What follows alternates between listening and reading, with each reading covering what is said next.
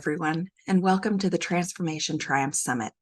My name is Jamie Allen Bishop, one of your hosts for this event. I am so honored and excited to introduce these authors with their special wisdom and insights to share. I imagine that you're here because one of the topics appealed to you, or perhaps you're on a transformation journey of your own. I welcome you to enjoy, listen, observe, and take away some of the insights that these authors are sharing so that you can streamline your transformation triumphs. And now, here's more about each of our authors. Hi, thank you for joining us. I am going to introduce Clare Bennett. Clare Bennett, hailing from Scotland, is a passionate advocate for guiding individuals on their journey to self-discovery and healing. With a myriad of certifications, including life coaching, meditation, Reiki, NLP, clinical hypnotherapy, and tarot therapy, she empowers people to pursue life purpose, enhance mental and emotional well-being, and find meaningful love.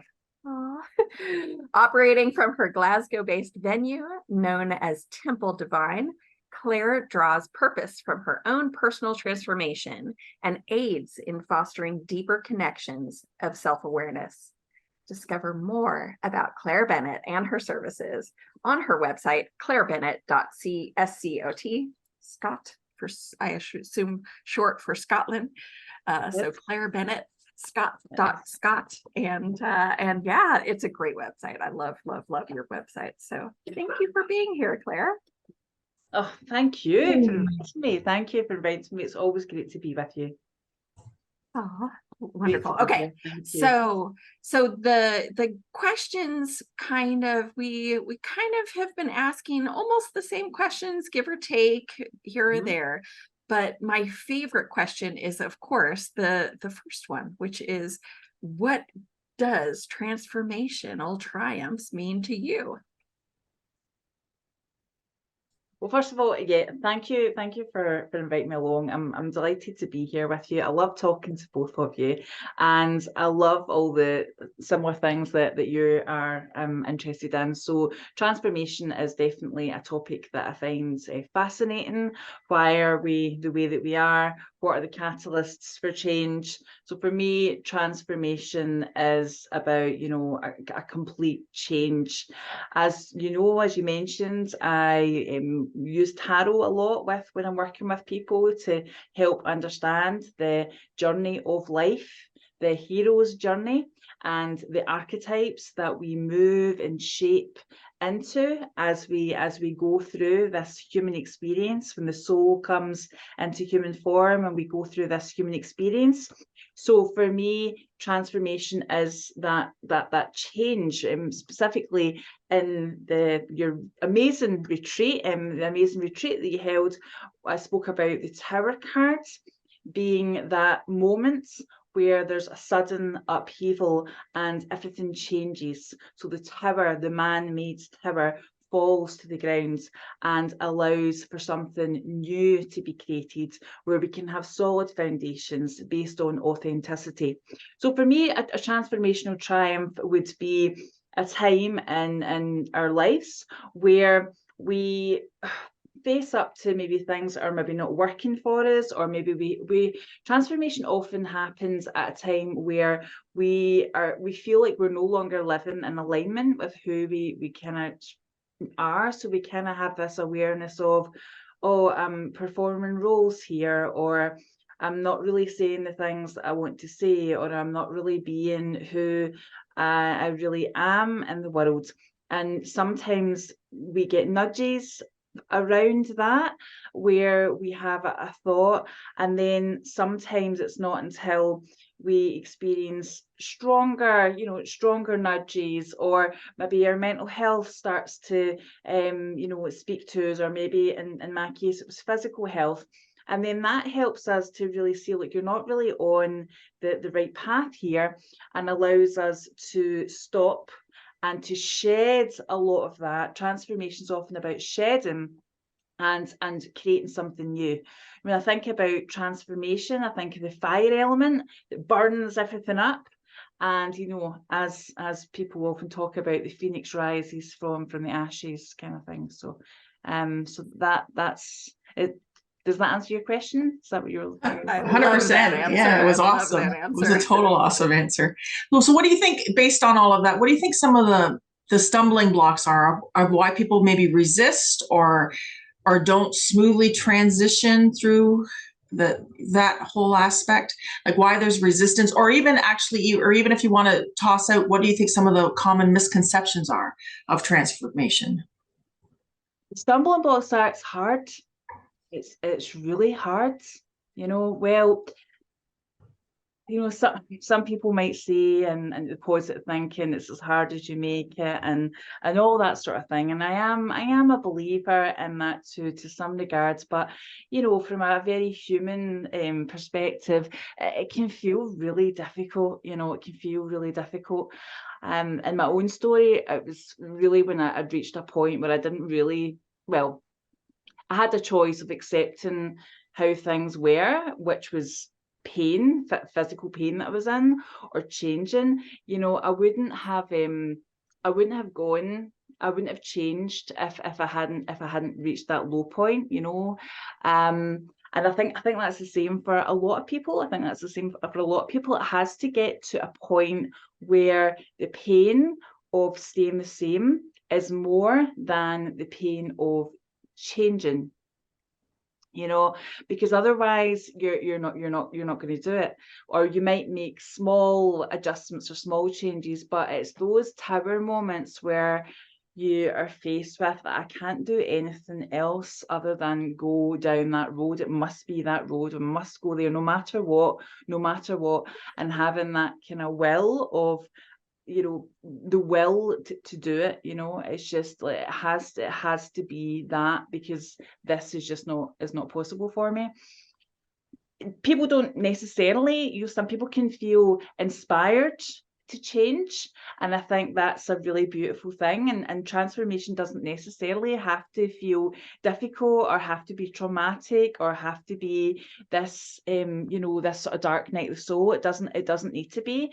It just, from a lot of people that I work with, it often is, you know, whether there's a divorce or often some sort of loss, and then this okay, I need to try and find me again. So even whether it's mothers who've got empty nests and that their children grow up, or there's a divorce, or there's a health issue. I mean, we heard so many stories at your amazing retreat about this, that there were so many different ways and invitations. So the challenges are, it's difficult because we already have a belief about who we are. We have a belief about who we are, that a lot of that is set in, you know, very early years. You know, you're talking from 0 to 7. A lot of our beliefs about, you know, people, about the world, about men, women, money, you know, love, all these things. What is, you know, what is the world? What is love? What are relationships? What our relationship with money? A lot of these things come from 0 to 7, because at that age the subconscious mind is wide open, and we're not really thinking at that stage. You know, we're just little wee sponges, where we're just absorbing everything around us. And you know, so we have a very we have to change the perception of who we are. There's a really great book called Psycho-Cybernetics, I think it's called, by Maxwell Maltz, who was a plastic surgeon, I believe. Forgive me if I'm getting this wrong. He's a plastic surgeon, but he noticed something really interesting. He noticed that sometimes when he performed his surgeries on people, it really changed how they saw themselves, and they would experience this great confidence and this shift because the outside was different.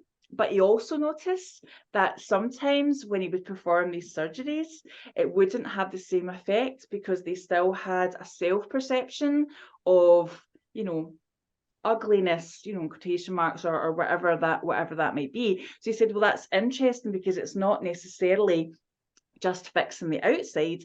There's something going on at a deeper level. So there's this idea of of self-image, which it talks about it as being, I'm not sure if it's him that talks about it, but I've definitely read it as it being like your autopilot that cruises along. So when you're not consciously thinking, your subconscious mind will just make you act and behave in ways that are that are you. So if you believe that you're clumsy, you're going to drop things.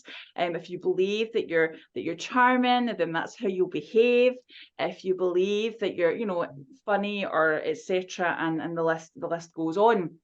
So this if you believe you're awkward, you're going to struggle to behave in a particular way. So that's part of it, is that self-belief.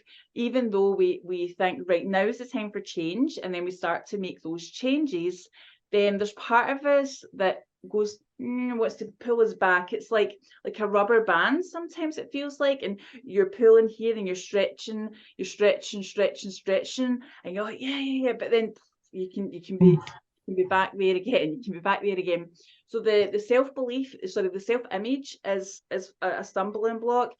Also, changing and the people around you don't recognize you. That's probably a big one. We are social creatures, some people say, oh, I don't care what people think, I don't care what people think. And for some people, they don't, people that are maybe I shouldn't say this, but like sociopaths and things like that don't really care what other people think. But I think the vast majority of us probably do, more than we let on, really. And that's because we are social creatures, and we do need each other. As human beings, we do kind of need each other. We need that, so again, some people more than others, but we need that positive affirmation and that validation back. A lot of people do really well with that. There are some people that maybe operate quite well as lone wolves. So those would be the two things I would say. It's hard, just it can be hard to change, to do something different, because we have habits. And then we also have the sort of social aspect of what other people may, we might not feel accepted by our group if we have for example, people that drink alcohol maybe are wanting to stop or cut down, but their friend circles, that's when they share, that's when they connect, they go out for drinks at a certain time of the week, and that's when they talk and they bond and they share over that. Then when and I had that experience, and then when you start going along and you're like the sober one and you're not drinking, then sometimes people don't always it can be difficult. It can be difficult for some people. I had an aha actually just before Jamie goes here, but thank you for this, because I never consciously thought about it before, that if I'm not running the show consciously, my subconscious is running the show, and it may be not running it in my highest good because of what I've been programmed with. So thank you for that, big time. Yeah, and like it's really hard to focus on something all the time, so therefore, or when you're if you have to make your dinner or wash your clothes or do these other things, then the program is strong. That's the paradigm and the program, and it's strong, and it can be hard to change. Yeah, so what I agree, Cheryl. So thank you for saying that. What I heard you say, and I'm just going to nutshell it here, that sometimes, and not for everyone, but sometimes it takes some sort of catalyst to propel us into that change that transforms who we're behaving like in any given moment, right? So I'm thinking, in my mind's eye, I'm thinking of a caterpillar changing into a butterfly. So what if that butterfly changes into a bigger butterfly, or a different butterfly, or maybe it has different patterns the next, as I feel like we become more and more and more each time we kind of evolve or shift or adjust. And I feel like that's kind of what you were saying, is that we have a tendency to have that programming that we're always going to be that little caterpillar. But as we shift and change and adjust in life, we just become bigger and more, and like so amazing. When I think of the people that I know and my influence of, I'm just in awe of almost every single person that I come across and what they've survived and what they've been through, right?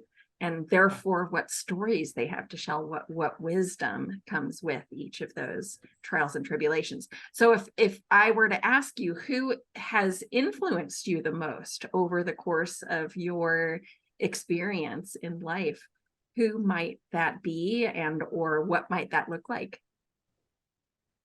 This is a great question. And you're really good at summarising. You're really, really good at that, Jamie. That's a great skill. That's a great skill to have. Very good at it. The latterly in life, it has been different. I was very lucky as a child. I had a lot of really positive role models around me, which have helped me with my self-image, definitely. But when I was going through this, these health problems that I had, nobody that I knew had overcome anything of significance, nothing that I was told I had a condition that was incurable, and therefore I would have to take medication for the rest of my life. And I decided that I didn't want to do that. You know this, I'm just saying this for the people that are listening at home. So because of that, I had to really open my eyes and my ears and my heart wider to other possibilities and start to, at times I felt like I was stalking people online because I was trying to find out, that blueprint for success. How did they do it? What did they do it? And what did they do to change? And fortunately, there were other lights shining really bright, people that were sharing their stories. And I clung on to that.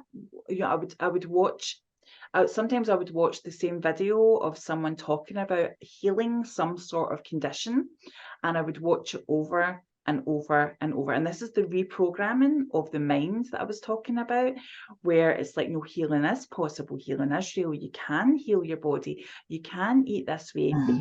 Because food very much has been a comfort for me, I mean, and alcohol as well, but yeah, definitely food. And so changing my diet to food that's less comfort foods, we love chips in Scotland, and chips and things like that. Heavier, stodgier foods that when you eat it, you feel like there's a warmth inside your tummy. But that food is typically not very good for you and maybe not very healing. So in order to create those changes, I watched hours and hours of footage. I actually discovered that there was a raw vegan living in Glasgow, funnily enough, and I met up with him. So I messaged people, watched YouTubes, I tried to find community elsewhere.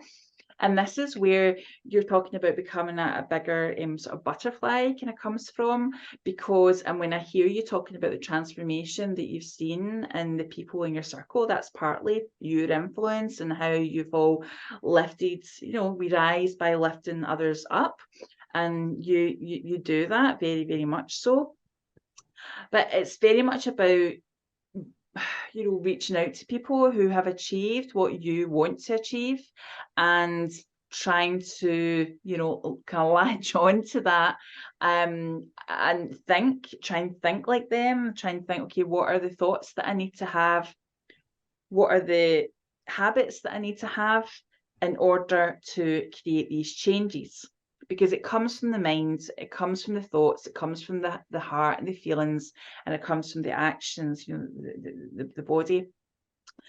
And when we kind of really latch on to other people and what they're doing, as well as taking self-responsibility and making those changes ourselves, then that's when we can really see that change happening. So there was a lot of different people in various circles, personal development circles, people that were talking a lot about self-love, Louise Hay, and some raw foodists. Unfortunately, I was able to meet some of those people in person.